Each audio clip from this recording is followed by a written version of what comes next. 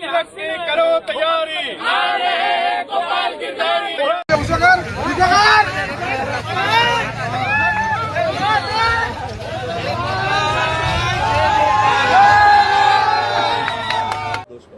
આ જીત એ હું આ ગુજરાતની જનતાના, વિસાવદરની જનતાના ચરણોમાં નમસ્કાર કરીને વિનમ્ર ભાવે આ ચૂંટણીના સર્ટિફિકેટને હું સ્વીકારું છું. મિત્રો, મારી ગુજરાતભરના યુવાનોને એક લાગણીભરી વિનંતી છે.